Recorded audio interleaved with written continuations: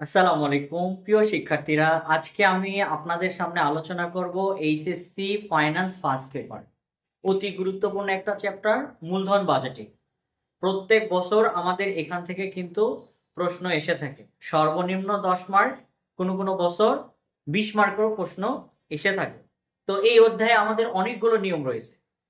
তার মধ্য থেকে একটা নিয়ম আমি আপনাদের সামনে আজকে আলোচনা করব। আপনারা দেখতেই পাচ্ছেন বোর্ডে আমাদের একটা অঙ্ক দেওয়া আছে।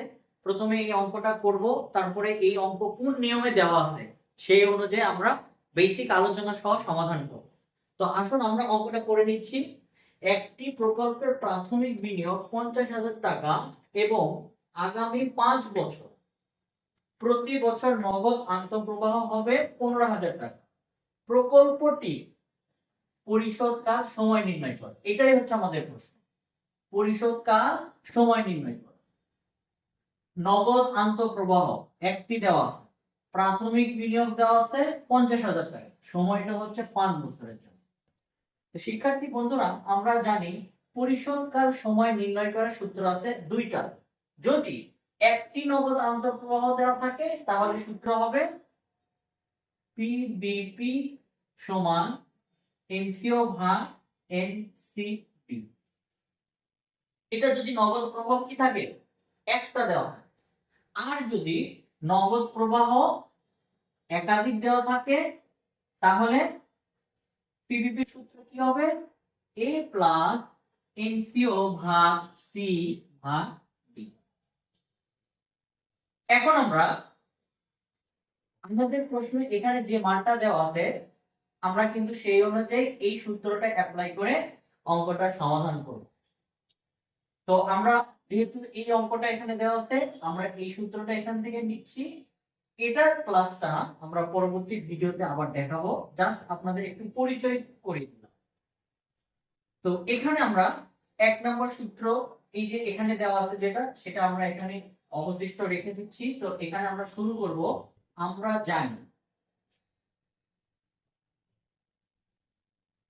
আমরা জানি পিভিপি সমান এনসিও ভাগ এনসিবি।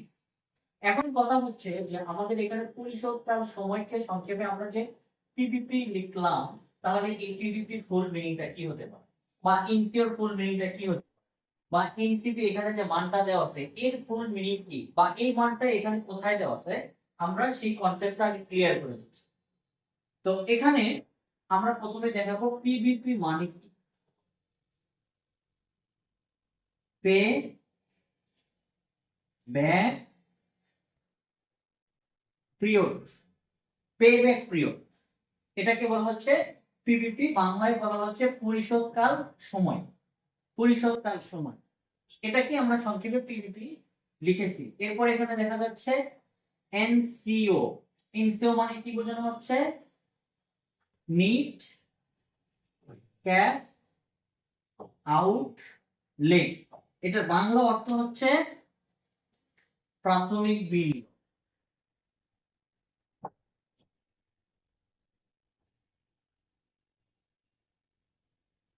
প্রাথমিক বিনিয়োগ। এরপরে এনসিবি। এনসিবিটা কি? Net cash benefit.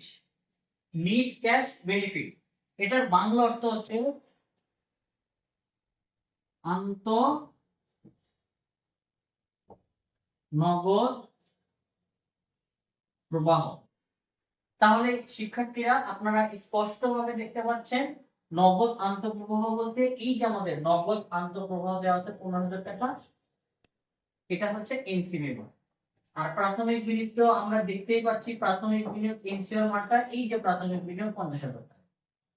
তাহলে আমরা কিন্তু নিশ্চিতভাবে বলতে পারি যে এখানে এনসিওর মানটা কি হলো।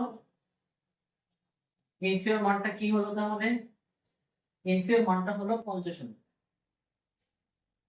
এনসিবি মানটা কত তাহলে? 15,000 টাকা। আর পিভিপি তো আমাদের বের করতেই বলেছে, রাইট? এখন এই মানটা আমরা সূত্র অনুযায়ী বসাচ্ছি, 50,000 ভাগ 15,000। এখন এই 50,000 কে আমি 15,000 দ্বারা ভাগ করব, তাহলে কিন্তু আমাদের রেজাল্টটা আমরা পেয়ে যাব 3.33। তাহলে এখানে রেজাল্টটা আমরা পেয়ে যাচ্ছি 3.33। শিক্ষার্থী বন্ধুরা আপনারা খেয়াল করবেন, পিপিটি নির্ণয় করার পরপরই রেজাল্টের পরে বছর শব্দটা লিখতে হবে, বছর। এইভাবে আমরা রেজাল্টটা লেখার পরে পরীক্ষার হলে কি করবো, অন্য কালারে একটা পেন দিয়ে একটু মার্ক করে দিব, যাতে রেজাল্টটা দেখতে সুন্দর লাগে। তো আমরা একটা নগদ আন্তঃপ্রবাহ থাকলে কিভাবে করতে হয় সেই বিষয়টা আমরা এখানে উত্তর করে দিলাম আপনাদেরকে।